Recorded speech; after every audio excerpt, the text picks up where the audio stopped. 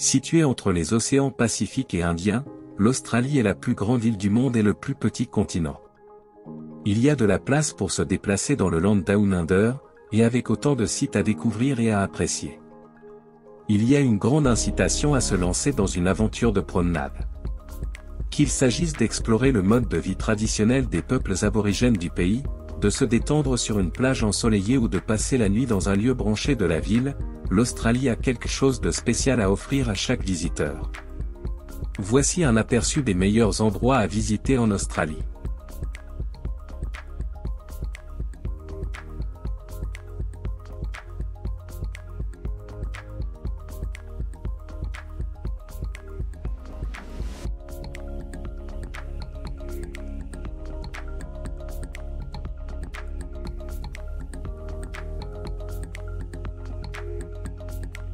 Numéro 10, Cairns. Cairns est une ville de la région du nord tropicale du Queensland. Tiapuke, son parc culturel aborigène, plonge les visiteurs dans l'histoire des peuples autochtones et du détroit de Torres à travers la musique, la danse, les contes et les légendes. Bordée de nombreux bars et restaurants, l'esplanade de Cairns offre également une lagune d'eau salée où se baigner. Au nord-ouest de la ville, le parc national de Dintré est une forêt tropicale humide, présentant aussi des gorges et des plages. La région de Cairns abrite l'emblématique Grande Barrière de Corail et la forêt tropicale humide, inscrite au patrimoine mondial de l'UNESCO. Numéro 9. Adélaïde. Adélaïde, chef-lieu de l'Australie méridionale, est une ville côtière cosmopolite.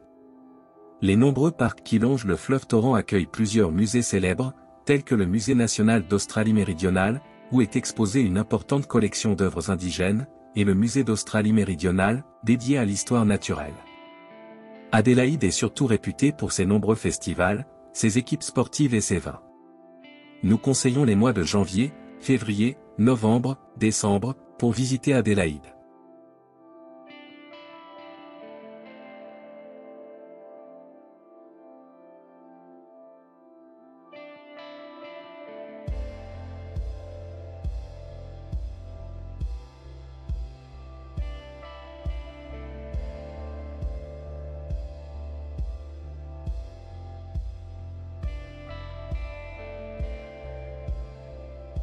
Numéro 8, Tasmanie. La Tasmanie, un État insulaire isolé au large de la côte sud de l'Australie, est réputée pour ses vastes régions sauvages et accidentées, largement protégées à l'intérieur de parcs et de réserves. Sur la presqu'île Tasman, la colonie pénitentiaire du 19e siècle de Port Arthur est aujourd'hui un musée en plein air.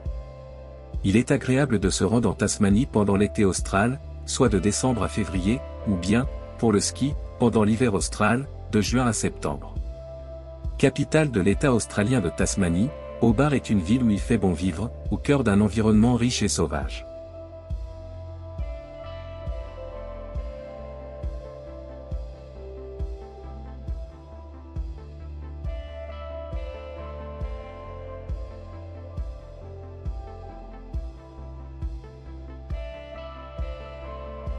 Numéro 7, Perth. Perth, capitale de l'Australie occidentale, est située à l'endroit où le fleuve Swan rejoint la côte sud-ouest.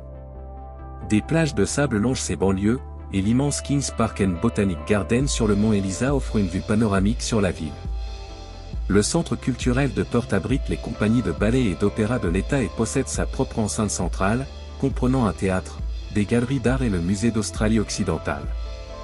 C'est la ville qui s'approche le plus de l'idéal australien, un véritable paradis, un endroit convivial où tu pourras profiter de merveilleuses vues.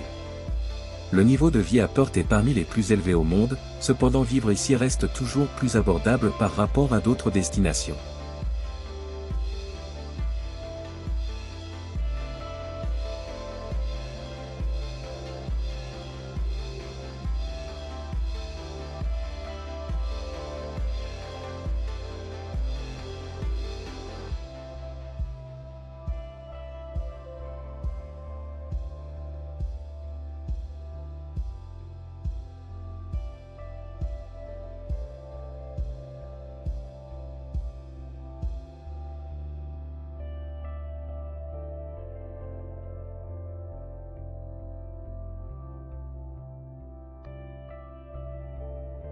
Numéro 6. Brisbane. Brisbane, capitale de l'État du Queensland, est une grande ville qui s'étend sur le fleuve Brisbane. Son centre culturel, le quartier de Southbank, rive sud, abrite le musée du Queensland et le Science Centre, qui propose des expositions interactives. Autre institution culturelle du quartier, la Galerie d'art moderne du Queensland, aussi appelée GOMA, compte parmi les principaux musées d'art contemporain d'Australie. Surplombant la ville, le mont Coota accueille les jardins botaniques de Brisbane. Jouissant d'un temps agréable toute l'année, elle offre un cadre de vie idéal. Son climat permet de visiter Brisbane durant tous les mois de l'année. Alors ne manquez pas cette destination riche et accueillante qui résume aisément à elle seule l'âme de la culture australienne.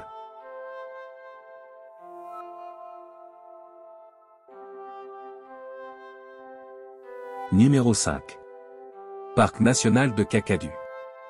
Le parc national de Kakadu est une immense réserve naturelle biodiversifiée du territoire du Nord, en Australie.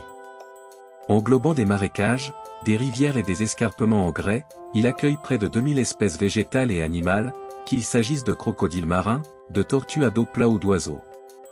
Des peintures rupestres aborigènes datant de l'époque préhistorique peuvent être observées sur des sites comme Nourlangie, Nanguluwe ou Ubir. Les plaines inondables de Kakadu illustrent les effets écologiques du changement du niveau de la mer dans le nord de l'Australie. Le parc présente une grande beauté naturelle et des paysages panoramiques, ainsi que des zones humides d'importance internationale. La région est extrêmement importante pour les peuples autochtones et de nombreuses communautés y vivent encore. Numéro 4, Melbourne. Figurant parmi les villes les plus agréables à vivre au monde, classée 3e meilleure ville étudiante par QS en 2019, Melbourne offre aux étudiants une qualité de vie incroyable dans cette ville multiculturelle. Tous les jours, Melbourne vous propose un large choix d'activités ou d'événements auxquels participer. Melbourne est la capitale de l'État de Victoria, au sud-est de l'Australie. Fédération Square est un site culturel au cœur de la ville, avec des terrasses, bars et restaurants au bord de la rivière Yarra. Dans le quartier de Southbank, le Melbourne Art Procin abrite le Melbourne Art Centre, un centre des arts du spectacle, et la National Gallery of Victoria, consacrée à l'art australien et indigène. La meilleure période pour se rendre à Melbourne est janvier-décembre.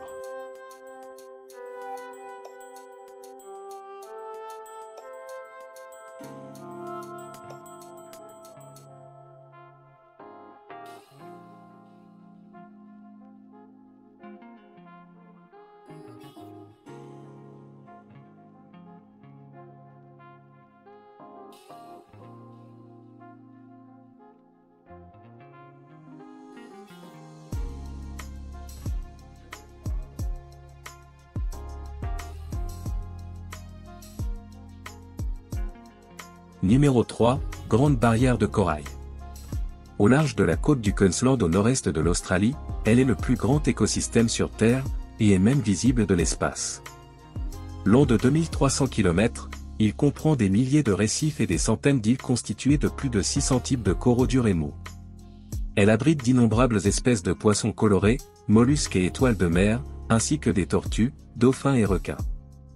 La Grande barrière de corail est l'écosystème récifal le plus vaste et le plus diversifié au monde.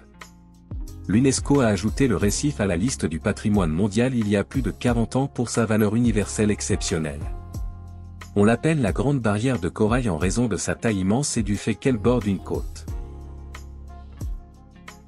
Numéro 2, Parc national d'Ulu-Kata-Tjua. Le parc national d'Ulu-Kata-Tjua, auparavant appelé Parc national d'Uluru, est un parc national classé au patrimoine mondial par l'UNESCO. Il est situé dans l'arrière-pays au centre de l'Australie, plus précisément au sud du territoire du Nord, à proximité de la ville d'Alice Springs. D'après le Chukurpa, le monolithe d'Uluru ainsi que les formations de Kata-Tjuta sont justement l'une des nombreuses traces laissées par les ancêtres des premiers hommes. Il s'agit donc de reliques vivantes, qui revêtent un caractère particulièrement sacré pour ces peuples.